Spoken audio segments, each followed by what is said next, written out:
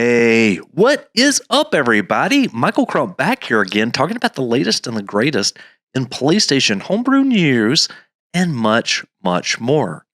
So, we just had the release of the PlayStation 5 Pro, and for folks in the PlayStation Homebrew scene, it didn't take very long for them to start asking what firmware is the PlayStation 5 Pro shipping at. Thankfully, over on Twitter, we have seen some reports coming in already that it is running 9.05.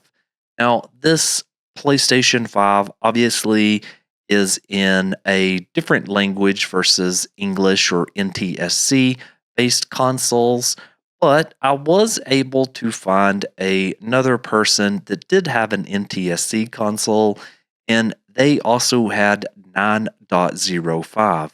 So it pretty much is mapping that for Europe and for America, 9.05 is the firmware that it is on.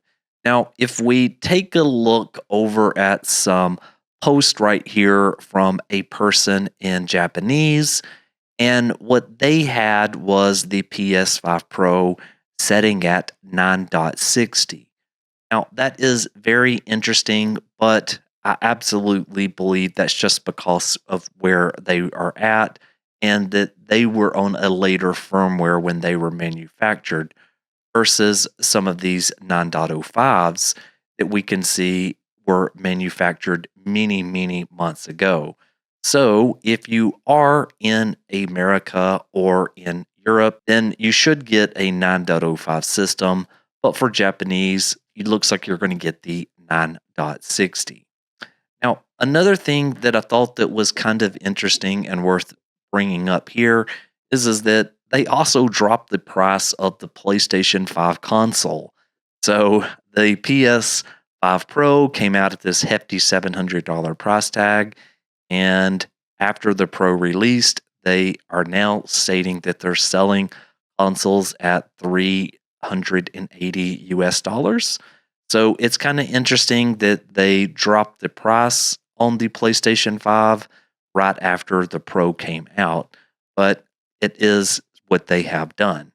Now, one other fun thing that I thought I'd just include in this episode here. So the idea is obviously you print this device right here and you use your PlayStation 5, set it on its side, and you can use the heat coming off of your console as a warmer.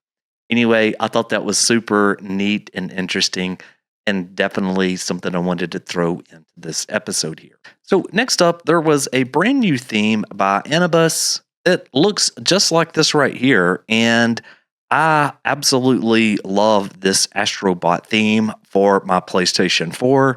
It is now the theme that I'm currently using, so if you like themes, this is a great one to get, and you'll get that brand new feeling of Astrobot, which came out recently for the PlayStation 5. And they also have a number of different themes that you can go and you can check out, and they make it super easy. For the PKG, it's just one click and run that package file to get it installed, and then you'll be able to enjoy that.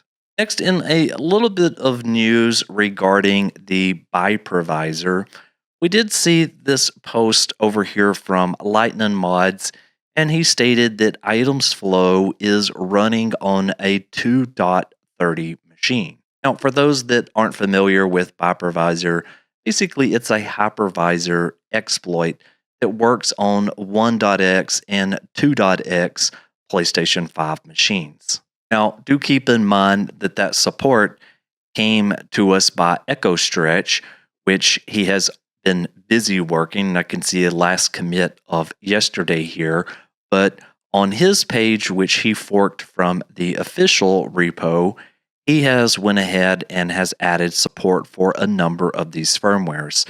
So again, pretty much everything from the 1 and the 2.x.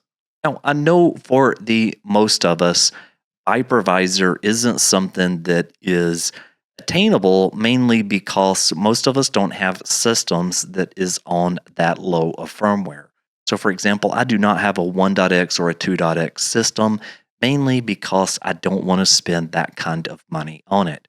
My lowest PlayStation 5 is on 3.20. In other words, I won't be able to enjoy any of these features that have bypassed the hypervisor until we get something that comes for later firmwares.